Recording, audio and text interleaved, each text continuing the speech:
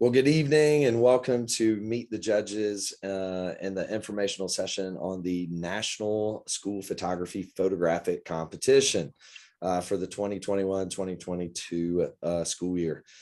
Today, we'll simply just be laying out the details of the competition, whether you're coming on live and asking questions or you're emailing in questions.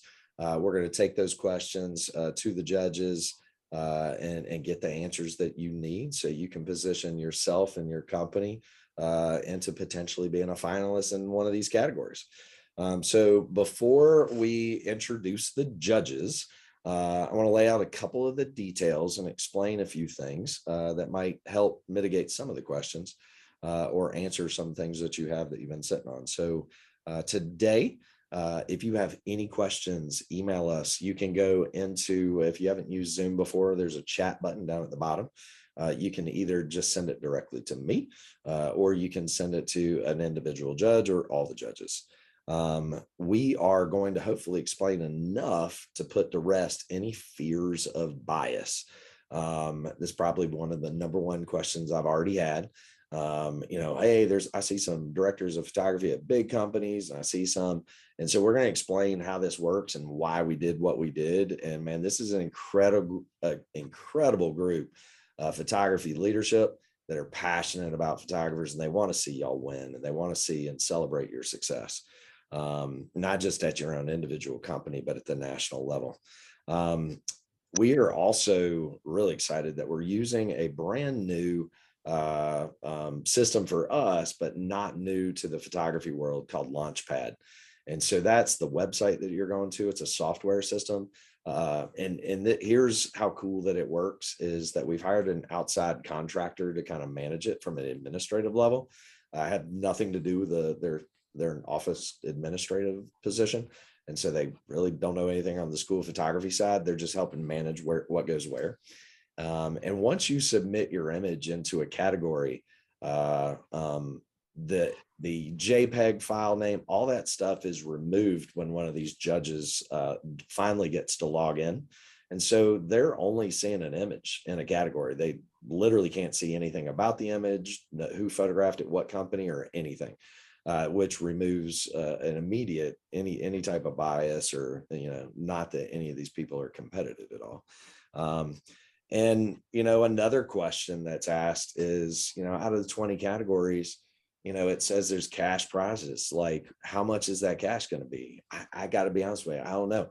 We're basically taking about 50% of the revenue generated per category, and it's going to be split with the grand champion. And so we're using the rest of that money to buy the trophies, pay for the dinner, so it's free for the people that want to travel in that make it to the finalists. And outside of that, the rest of the money is going to you all. SPOA is not making any money on this.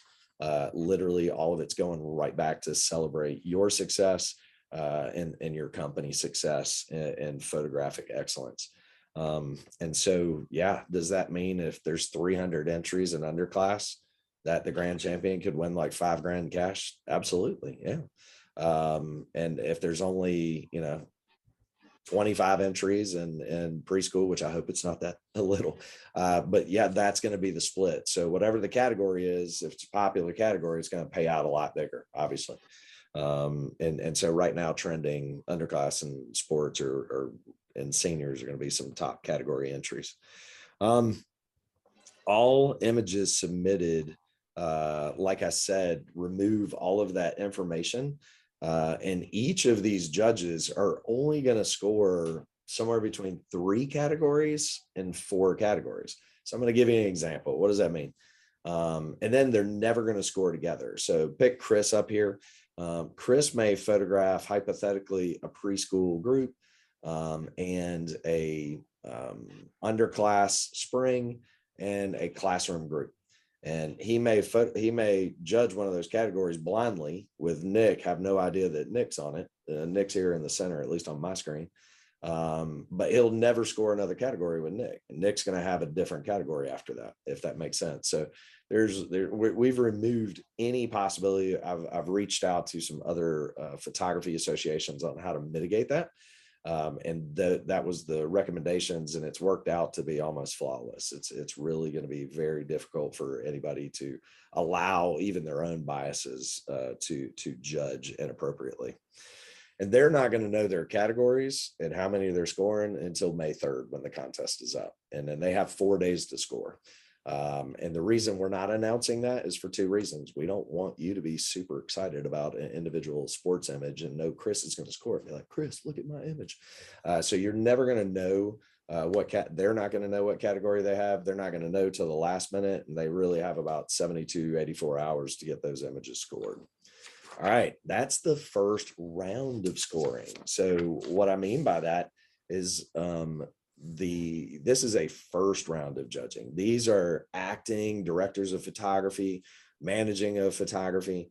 And so they're in the day-to-day. And we had a number, we had looked, actually, I think I said it, we were going to get some outside master photographers and artisans and stuff like that. And people are like, no, we want people in our industry that understand like what we're doing in volume and whatnot. And so that's where this group comes from, and their scores are going to rank the top 10, right? And so they don't know it. They're not going to even know who's in the top 10.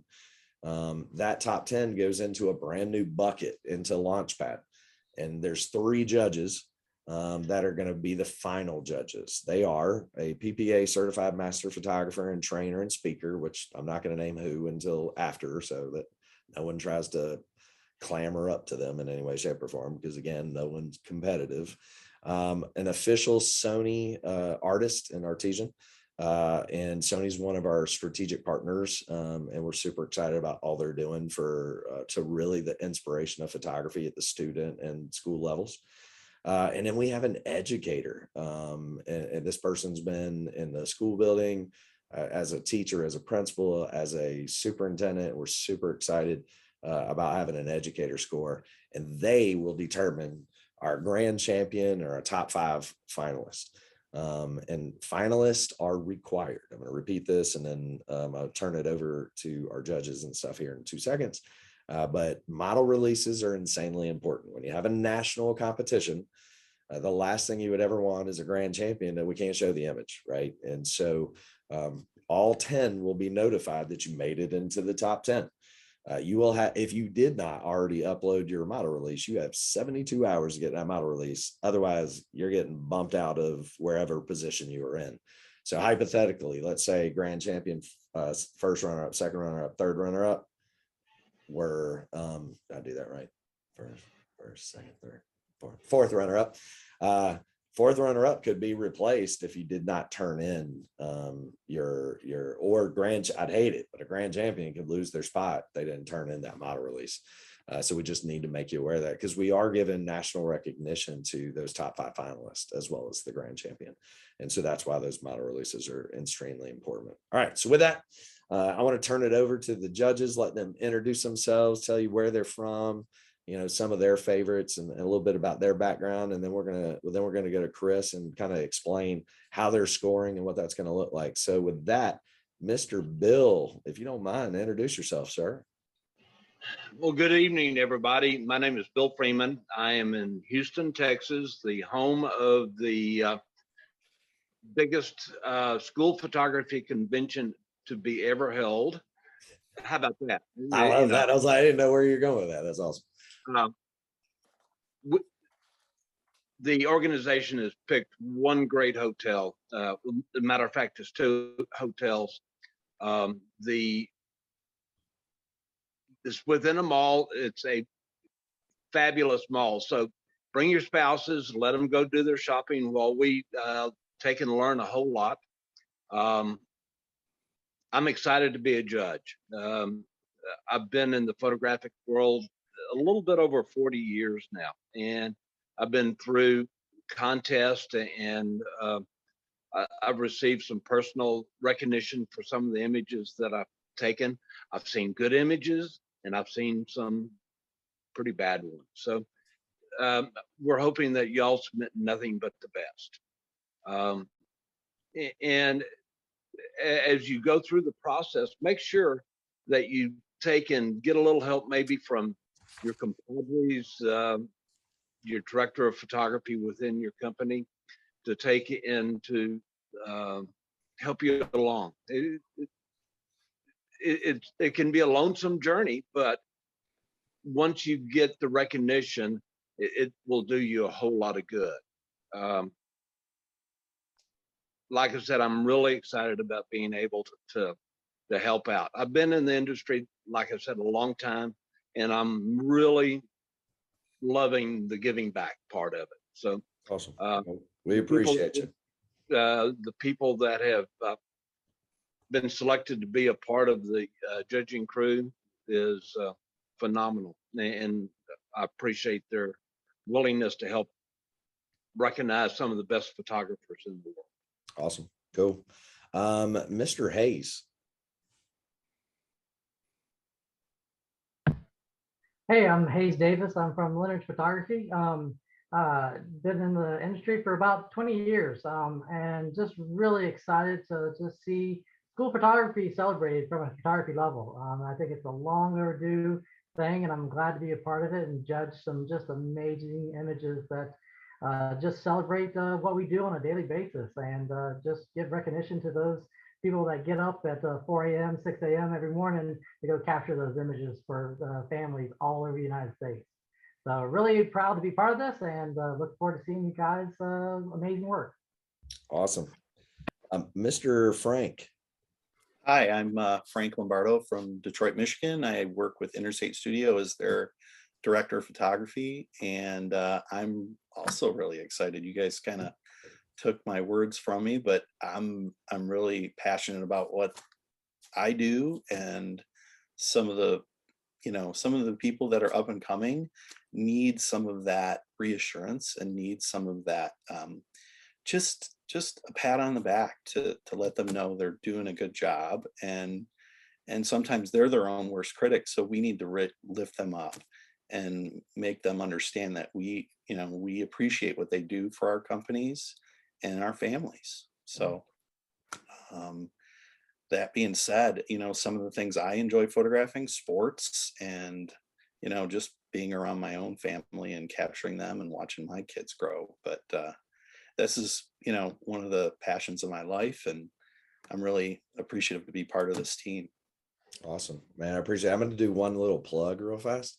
If y'all follow us on Instagram and or LinkedIn or Facebook, there's a bunch of awards that we're taking nominations for. One that I believe is posting tomorrow, Thursday, the 14th, is called the Rising Star Award. And it's a vision from our dear friend, Mr. Bill Freeman. There's a lot in your companies. There's a lot of young, aspiring leaders, photographers that are passionate about photography, that are just literally showing every sign of hard work ethic and everything. And if you have somebody in your company like that, man, what a killer motivation right there. So there's probably not going to be just one. There's probably going to be a few. So look for that, fill out that form, because I love, Frank, when you said that, because, we do need more of that, man. We really, when you think back for just a minute, unfortunate, what we're seeing in war over in Ukraine and Russia. And right when it happened, what was the first thing that you saw the videos and the pictures of people doing? They weren't leaving their homes with money in troves. They were packing their cars with pictures and family albums and stuff. And it was like, holy mackerel. It hit me like a ton of bricks. Like, wow, this is what we do. So anyways, think about that. All right, Mr. Nick. Hey guys, Nick Davidson, Greensboro, North Carolina. I work with Strawbridge Studios as their director of photography. Have been in the industry for 25 years now. Excited to be a part of SPOA and this group of talented judges that we have. Anytime we can shine light on, as Hayes said, the photographers that are out there, boots on the ground, 4 or 5 o'clock in the morning, going out to these schools and photographing, all for that. I encourage everybody to participate, enter. One of the best ways to grow as a photographer is by entering competitions. And just excited that SPOA is doing this, and glad to be a part of it. Awesome. Thank you, Mr. Nick. Mr. Tony. Good evening, everybody. I'm Tony. I've been in the industry for about 20 years now, working with Katie and photographing everything related to school photography and then some. And super proud to be with this group of people. Known many of y'all for quite a few years. I think we got a fantastic panel. The only thing that I would encourage, especially when you're considering what images to submit and encouraging your photographers of what images to submit, is fall in love with the results. Fall in love with actually the results of the crafts. Oftentimes when I talk to photographers, what happens is they'll fall in love with a certain image, but they're actually not falling in love with the image. They're falling in love with the journey that it took to create the image. And the image might be on a 1 to 10 scale, maybe it's a 7, it's not a 10, but their path that they took to create that was, they're so emotionally invested in it. So encourage them to absolutely, although the journey is extremely important, to passionately fight for just the actual result of their craft. What Hayes said, and I think Nick, you said it too, getting up early in a volume photographer business, this genre of photography is a wood chipper. It chews you up, it spits you out. It absolutely just goes through the treadmill of busyness. And what the photographers that we're getting ready to judge in the next few weeks are going to produce is the result of something that's captured through a journey of something that happens very quickly. And so I liken it to kind of the skill set of, if you ever watch those TV shows of those chefs that can whip up something in like 20 minutes, or the TV shows like Chopped or Bobby Flay or something like that. They're able to take something very quickly and create a masterpiece out of it. That's really what the school of photography industry is. This is not a fashion competition. This is not something that you have 4 hours to create the perfect lighting and the perfect portrait and the perfect thing. These are images that you're going to be submitting that are created during the hustle and bustle of an incredibly dragging season. So kudos to your team. I'm looking forward to it, and I'm excited to be a part. That was awesome, Tony. Bruce. Mr. Chris. Hola everyone, Chris Garcia here from GSP Studio, located in beautiful big city of Lemoore, California in Central California. Obviously truly excited to be on this board. I've got some of the greatest companies in the country along here with me. So not only is it exciting to see the best images in the country, but I'm also learning as well, right? Getting to see all these, the work that's out there, getting new ideas. So I'm really looking forward to that and seeing what the country has to offer. Other than that, total new dad. So my new favorite thing to photograph is baby girl. So you know how that goes. Before that, I was a huge guy. I loved photographing cars. Sports was another big thing to capture that one candid moment. But since baby girl came in the picture, that's my new favorite subject to photograph. So yeah, guys, really the biggest thing, I think Tony nailed it on the head there. It's just, make sure you guys, put effort into the images. I know this is granted sometimes, in our industry, every image counts, and this is the way to prove that, right? So we're excited to go with everybody, to learn everything and to see what everyone's got to offer and to judge it. I know me as well as the rest of the judges are really excited to see what we got out of there the first round, to see what goes in the second round, and see what we get as a winner in Houston. That's awesome. So with that, Chris, you are our chair for photography on our executive board, and thank you for the work that you put in. It's not like any of you guys are getting paid. You're all volunteering to judge and do this, and we are missing two other judges. Both are from smaller operation studios. So y'all just have, as you're looking at who are all these judges, you got some that are large volume, you got some that are at smaller volume. Chris, what kind of metrics are you all using to judge each category? Is there a consistent thing? Like, how is that going to work? If I'm a photographer, I'm going, what do I need to focus on? What are those? Great question, Senor. So for everyone out there, right, we were able to nail it down to about 5 different things we're looking for. The impact of the image, the creativity of the image, the composition of the image, of course, the lighting of the image, and the technical aspect of the image, right? We're not going to choose a selfie as the grand champion here, but definitely out of those metrics there, we're going on a 1 through 10 scale, and everything's going to be by 10s, right? So by impact, perfect score would be a 10. Impact, 2 out of each one, so you could get a 2 on impact. a 1.1 on creativity, a 2 points, or I guess 1.7 on composition, you know, so on and so forth. Right. But the perfect image is essentially a scale out of 10. Okay, awesome. Well, as I shared with y'all, and we have a couple people on that may ask questions. They may just be listening, and they're free to unmute themselves and ask. But I've got 5 questions that have already been emailed in to me either prior, and I've received 2, and I haven't looked at email because I'm helping moderate this, but I will once you guys start answering. First question. Can you explain? We actually have actually I lied. We actually have 7 emails about this one. So any of you judges can take this because you know the answers. Walk me through the details of the model release. You know, people want to understand. You know, it's easy to get it for the student. Yes, I can go onto the website and there's the model release there. But what do I do if it's a team or whatnot? Do I really have to go get that for every single parent? Anybody want to take that one? I'll take it, Bill Freeman.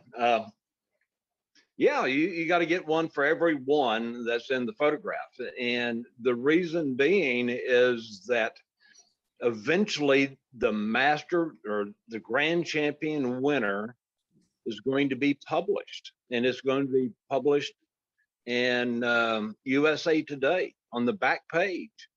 And if you didn't have a model release from little Cindy, and Cindy's mom sees it and gets upset, everyone gets in a big pile of trouble. So it is absolutely imperative that model releases are attainable.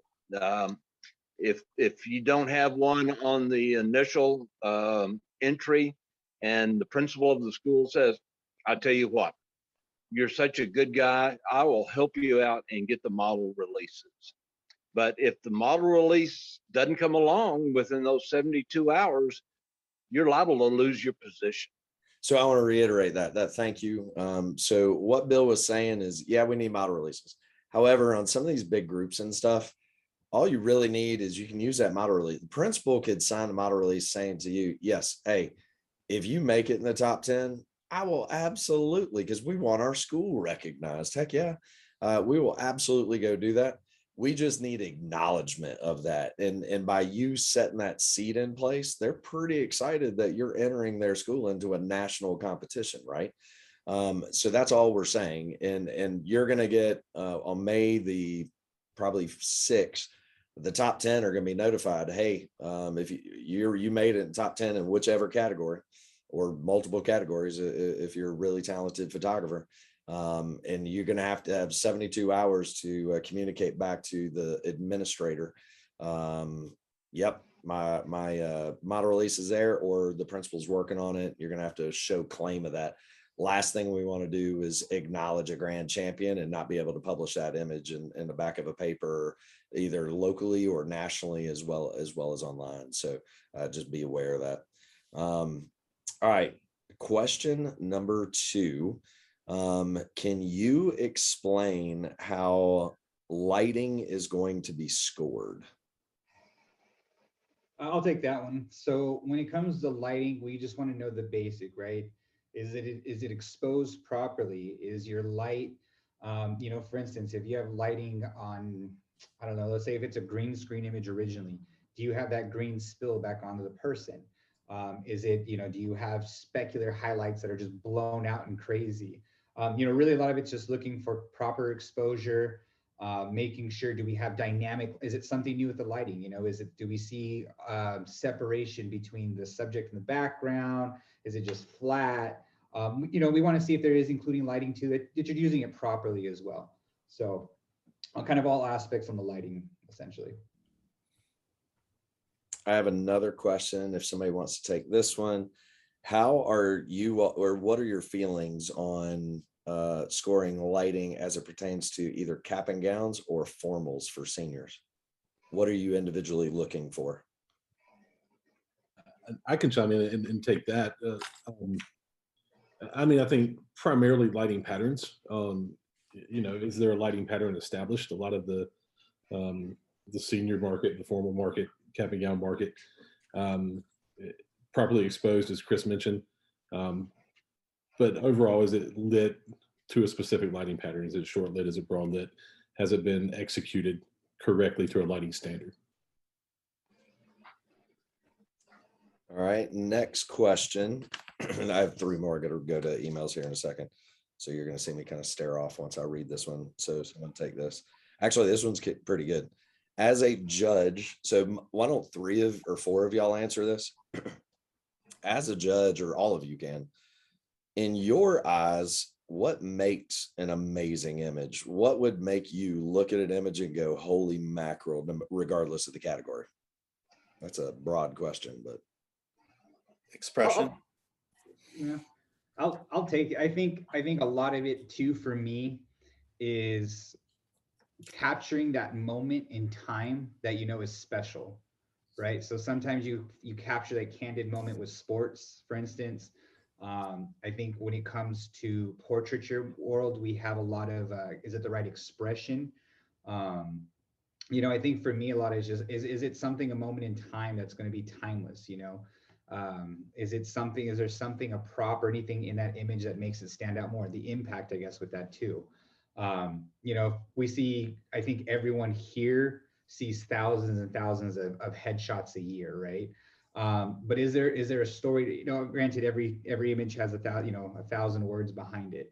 But just looking at the image, you know, and seeing, is there an impact to that image, and does it have a story to tell that, frankly, like, do I want to hear the story behind this image, right? That's, to me, at least when I look at stuff and I go to judge, those are the images that stand out to me that make me say, ooh, what's the story behind this? Not just, oh, here's a headshot. So. Right. I'd like to speak on it as well, if I could. I feel that, you know, when you're doing a portrait, you're setting a mood. And as Nick said, you're setting a pattern with the lighting, and that mood and that pattern should fit the expression and the impact of that image. So when you look at that expression, does it fit the lighting pattern that was given, right? You don't want to go with a Rembrandt light with a big cheesy smile. That might not fit it, you know? And depending on that lighting ratio that they've gone with, is it deep and dark, or is it bright and light? I mean, they have to fit. And that's something that will jump out at us right away, but it's things that take time for newer photographers to learn. And I think it's a really exciting thing for all of us to judge and see. I'd like to chime in too. I mean, I'm kind of with the same story. I mean, did we tell that student's story? Did we capture that individual's story? Do we use the tools that you've been trained as a photographer to lighting, posing, all those techniques that you've learned from all these people that have trained you over the years to tell that individual story? Because like Frank said, we've seen 1,000 different backgrounds, we've seen 1,000 different props, but does that tell that person's story? Does that represent that subject and that student? That's what my connection is, and it goes into that deeper story that Chris was talking about. Maybe one last comment on that is Chris mentioned impact, creativity, composition, lighting, technical, and those are all very important. For me personally, impact is number one initially, because you actually have to study an image to truly understand the composition and the lighting, and understand the you know, swirl and rule of thirds and kind of where stuff is standing. Impact is noticed immediately. It's instantaneous. And that's number one. So when I'm judging an image or working with a group of photographers on image, impact always comes number one. It has to be instantly in your face, impactful. Imagery, I think it used to be the case that an image tells a story, you know, 1,000 words or whatever the saying is, it slips my mind. But you know, that's no longer the case. There's apps that are physically designed to delete photography, to delete images. You got Snapchat, you got Instagram stories. There are all these apps that are now designed just basically to show a flash and they're gone.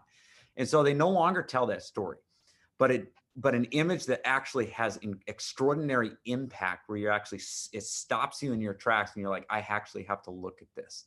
There's a story being told here. And then you can look at the creativity, then you can look at the technical element, you can look at the expression, how they composed it, and really dig deep into it. But number one, it has to have impact for me. Awesome. I've got, I started writing all over the place, so I apologize. I was trying to move to email. And so I don't even know how to answer some of these, so I'm gonna let y'all run on it just said on comp sport. Oh, on composite sports. What are you looking for as it pertains to the images of the students?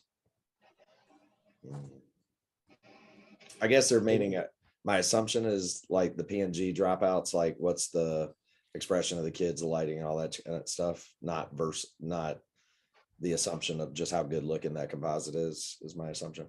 Yeah. Well, So tough part on that one because we don't know who's judging it yet. So Yeah, I'm- true.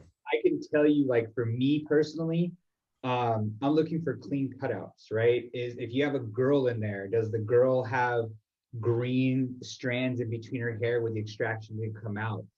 Doesn't she have jaggedy hair? In reality too, like we're talking about lighting patterns, and I think that's one of the biggest things that we lose when we do composites for sports is, you see in the composite in the background of the design, you see two lights coming from the background, but yet all the lighting's in the front for the subject, right? So it doesn't make sense when you're looking at the lighting pattern to the design. So to me, at least, let's be honest, there's 1,000 people out there doing composites now. Pixnub has made it a huge thing. So literally anybody can do composites, but only a handful of people do composites right. So I think a lot of it is looking for the deep, especially composites. Like if it's me, like, oh, I'm gonna really go in that one because I'm looking for details. I'm looking for clean cutouts. I'm looking for correct exposures, and just make it overall. Does it make sense? And still too, I think composites is a harder one because how do you make an impact in composites, right? Without making it look too fake at the same time. I don't want somebody that's got 1,000 filters on their face and it's HDR and this and that, and all of a sudden it's like you compare the original photo to the final, it doesn't, it's way off, right? So at least for me, that's what I'm looking for in the composites. It's just something sharp, clean. Did your homework and study for it. Anybody else? I was going to take it into a different direction. Instead of being a composite image, I was thinking of the high school senior composite or the faculty composite, or all 300 images within the composite uniform. Yeah. It's the naming convention, the same across it. So once again, that is the impact. If you have one that was done on makeup day and it's a different background altogether, that blows that composite. I got you. I could piggyback on that really quick too. Just when it's a composited sports image, I'm still going to look at, as Chris was saying, the lighting on the subject. Like obviously how it's cut out, but usually the maker is not going to have much control over the background that is placed on in a volume setting. So I'm still looking at the image as a person and taking the actual graphics out of the equation. Is it the image of the person lit properly? Are they posed properly? Do they have impact regardless of the digital components that have been added to it? I've seen bad, I shouldn't say that as sarcasm. I've seen bad impact on those. I saw one where it was a picture of this big. It was like a cutout of a softball team, but they were like this small and it was all black. Like it was all space. I'm like, ooh, someone did not look at that in QC. But anyways, anything else on composites? The basic thing is the photography supported by the graphics, or is the graphics holding up the image? Okay. That's not what about to. Yeah. Cool. I learned a lot on that one, actually. Are we allowed to edit images? I know I can answer this, but at the end of the day, there's so many. I'm going to say, just from my perspective, almost every image that's going through a company of almost any magnitude is going through some sort of color balance, some sort of cropping, it's got editing to it anyway. So I think for the most part, these judges can pick up on anybody that's done any other enhancements and edits, and they're going to know you did that. But in general, we know almost all images are edited in volume photography in some capacity. But if anybody else wants to add to that, Where can I, oh, you can find the model releases are on the website. They're also whenever you go to fill out the form to submit. And so what you do, if I'm not mistaken, I'm almost 90% positive. Once you decide what categories you're going to complete, you can enter into one. I think you can buy up to 5 categories, if I'm not mistaken, for a discount. You pay, and then it gives you a login, and then you submit to everything after that. But you can't really do all that until you pay and, you know, get your registration, so to speak. I got a question. Is there any cap on how many categories you can enter? No, the system actually, we wanted to be able to allow you to submit to all 20 if you chose to. The system LaunchPad only allows us to do bundles so you can only do 1, or you could do up to 5, but somebody could buy potentially 4 or 5s and submit 20. Does that make sense? Yep. It was literally the limitation of the software, not so much, because I guess when it was built you know, you start thinking about people, wedding photographers, there's probably only a certain number of categories, but they weren't in boudoir or weren't in whatever other categories. So they're only submitting to say 3 to 5 would be my assumption. So, which also is one of the questions I was going to tackle this. What can I submit in the creativity category? You really can submit anything. I just want to remind everybody, we are school representative photographers, and we probably are not, even if it's an incredible image, if it's of a, you know, something that we probably could not show kids and show schools, that image probably would not be chosen for that category. So we realize everyone's an artist, and whether it's boudoir or nudes, whatever the case may be, it probably doesn't have a place in the school photography industry. But when you start looking at nature and sports and families and weddings, we don't care, but it needs to be something that could be shown in the public is the only, that'd be the one. I hate if y'all disagree that, but I would just say, as the guy that's trying to make sure that we represent this industry, I want that to be a very clean image that we'd all be proud to show on any of our sites and whatnot. Outside of that, I don't see we have any other questions. Any other questions that anybody has, or anybody want to speak up about the contest or anything? Anybody, any of y'all want to wager like how many of your photographers are going to win and what categories? Or I'll take the side bets on the side. So real quick, I just thought about it. What if somebody enters an image, but it's better in a different category? Do we move that, or how does Say that again? Let's say somebody enters an image, but it's like, hey, this doesn't really fit in the building, but it fits more in the creativity. Would we move it ourselves, or would we have to talk to them? Or if they put like a 13. Great question. I will work with the administrator on that. And if we see that at the front end, because she gets those, I will. So what we mean by building, just so everybody's aware, we are trying to celebrate school buildings all across the country. And so, man, there's some of you that get up in the morning and the sun is rising and it's dark and you're drinking your coffee and you're starting to unload, but the sun's coming up, and you actually got up early, and you were beating your fellow photographers. You're like 15 minutes ahead, and you're with that one photographer that always is 10 minutes behind, and somehow you're always helping them set up. Not that that ever happens in this industry. But why don't you take the time and go walk out and see that sunrise with the sign in the school and get some gorgeous shots? That's something your company's going to be able to use for the future. Maybe that school uses, but we also want to celebrate those images all across the country throughout social media. We don't need a model release, obviously, for that. And that's kind of the intent of that. We know everybody could submit in that category, but there's some gorgeous schools out there, and there's some really gorgeous new ones, and there's some really cool historic ones. And we'd love to see some really cool school images. And the creativity is really creativity. It could be anything. It could be the school building, but we hope it's like your passion. It's your kids. It's your cars. I'm going on vacation. Where are you going on vacation, Nick? I'm going on a photo safari. Like, you're supposed to be on vacation, relaxing. Like, I am relaxing. I'm on a photo safari in Iceland. built up and I'm shaking and I'm cold, but we want those images because you guys are passionate about what you do. And so that's what we're looking for. Hopefully that answered all the questions. Any other questions that are out there? Well, cool. Well, hey, it is 7:41 p.m. I hope this was informative. We're super excited to see all these images, celebrate these images on Friday night. If you have not got your tickets, or your company has not got your tickets, buy your tickets to the International Conference on School Photography. It's in Houston, Texas, on June the 9th through the 11th. You're sure to have a great time. Bill's inviting everybody over to his house for barbecue. And we are going to celebrate like you've never seen before on Friday night. Buy your tickets and make sure your company is well represented.